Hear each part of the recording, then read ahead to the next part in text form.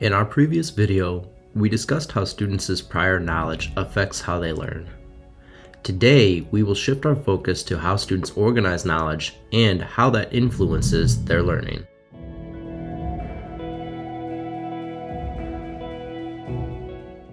Experts tend to create and maintain complex networks of facts, concepts, and procedures in their field.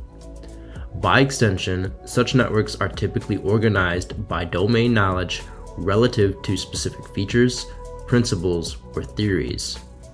By creating such sophisticated knowledge networks, experts are able to quickly retrieve and apply vast quantities of knowledge in novel or problem-solving situations. Not surprisingly, students lack the sophisticated knowledge networks that experts have studied years to acquire. This is a function of students having not yet developed the deep connections between various isolated concepts and facts that would allow them to apply knowledge broadly or effectively when asked to. That brings us to the principle associated with today's video. How students organize knowledge influences how they learn and apply what they know. To begin, we need to consider how knowledge networks are developed and organized by emerging or novice learners. The authors of How Learning Works note that knowledge organization often begins in the mold of form meets function. They state that people naturally make associations based on the patterns they experience in the real world. The way that people organize their knowledge tends to vary as a function of their experience, the nature of their prior knowledge, and the role that that knowledge plays in their everyday lives.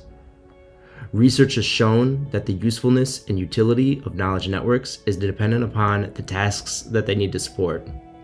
In other words, students perform better when their knowledge is well matched with a corresponding task, or they perform worse when there is a misalignment between their knowledge organization and required tasks. What does this mean for instructors? Because research shows that knowledge networks are most effective when they are well-matched tasks, it's important to consider what tasks you will ask your students to do, and to present information in a manner that is consistent with such tasks. By doing so, you can better foster the way that students organize their learning. As noted earlier, one significant way that novice learners differ from expert learners is in the number or density of connections they are able to make between different concepts, facts, and skill sets.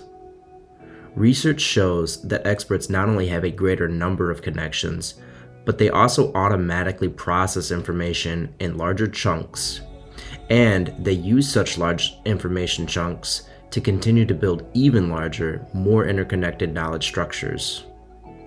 Knowing that students lack the quantity of connections between isolated facts, concepts, and skills, research suggests that providing students with a structure for organizing knowledge can be extremely valuable in teaching, particularly when such organization structures are aligned with the relevant tasks to come. One such example is an advanced organizer, which is like an outline with main headings identified, but with space left for students to add their own notes, observations, and personal connections. Not only do novice learners have fewer connections between their various knowledge sets when compared to experts, the connections they do possess are often built upon superficial knowledge rather than on deep knowledge. Experts have an ability to quickly categorize information in meaningful and practical ways, whereas novice learners may notice patterns that are not causal or not as important as other patterns experts might notice. Furthermore, in addition to organizing knowledge around meaningful features and patterns, experts possess the flexibility to use multiple knowledge organization sets simultaneously. In other words, experts have multiple means for categorizing different types of new knowledge with their own prior knowledge. To help students better identify these sorts of connections, it can be helpful to provide students with a practice problem where the answer has already been identified. In this way, students can focus on the process involved in arriving at the answer rather than the answer itself. By imploring students to focus on the connections between facts, concepts, and procedures, students are more likely to discover such deep connections, being unburdened from another task like identifying the correct answer. While far from an exhaustive list of strategies, here are two that you may want to consider adopting in your lectures. 1. Create a concept map to analyze your own knowledge organization. Doing this allows you to orient students to the organizational structures in your domain and to illustrate which principles and features around which you think students should organize their own knowledge. 2. Use contrasting and boundary cases to highlight organizing features. Presenting two such cases together can make differing features more salient and help students develop deeper, more finely articulated knowledge structures.